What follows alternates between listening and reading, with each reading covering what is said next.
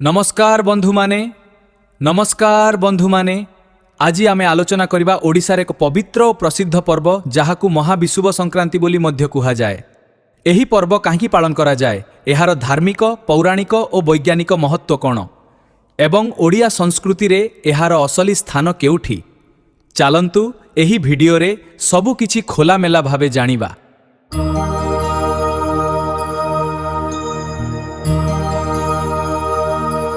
पणा संक्रांति काहाकू कुहा जाए? पणा संक्रांति हेउछि ओडिया नववर्षर प्रथम दिन।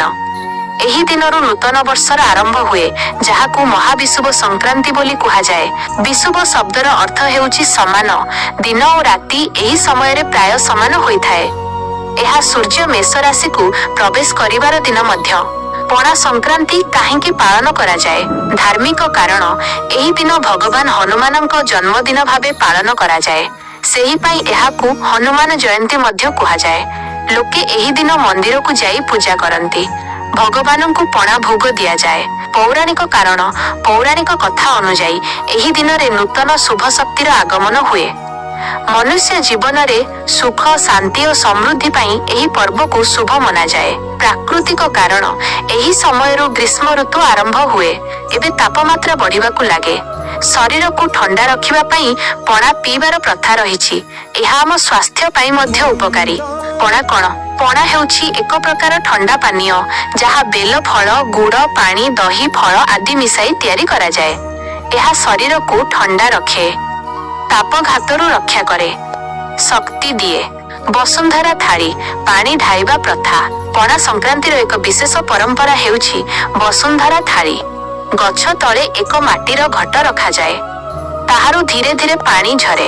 एहार अर्थ पृथ्वी को ठंडा रखिबा, प्रकृति को सम्मान देबा। पणा संक्रांतिर महत्व: 1.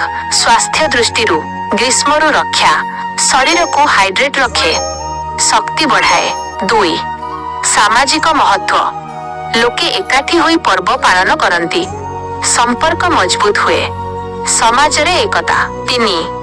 परिवेश महत्व: पानी संचयर संदेश, गछ लगाइबार प्रेरणा, प्रकृति प्रति सम्मान। 4. धार्मिक महत्व: भगवान को पूजा, शुभ आरंभ, नूतन वर्षर शुभकामना। ओडिशा रे किपरि पालन करा जाए? घरे घरे पणा प्रस्तुत करा जाए, मंदिर रे पूजा हुए, हनुमान मंदिर रे भीड़ थाए, दान धर्म करा जाए। दानर महत्व: एही दिन दान करिबा को अत्यंत शुभ मना जाए। पानी दान, खाद्य दान, वस्त्र दान, एहा द्वारा पुण्य लाभ हुए।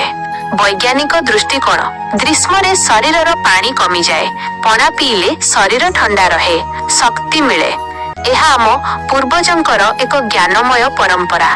शेष कथा, पणा संक्रांति केवल एक पर्व नुहे, एहा आम संस्कृति, परंपरा और प्रकृति सहित जड़ित एक अमूल्य उत्सव। एहा हमको सिखाए प्रकृति को भल पाइबा, पानीर मूल्य बुझिबा, धर्म और संस्कृति को रक्षा करिबा। औथ्रु आशा करुछि आपण माने पणा संक्रांति विषय रे अनेक किछि नूतन जानि पारिले। जदि वीडियोटी भल लागि थाए तेबे लाइक, शेयर एवं सब्सक्राइब करिबा को भूलिबे नाही। पुणी देखा हेबो नूतन वीडियो रे। धन्यवाद। जय जगन्नाथ।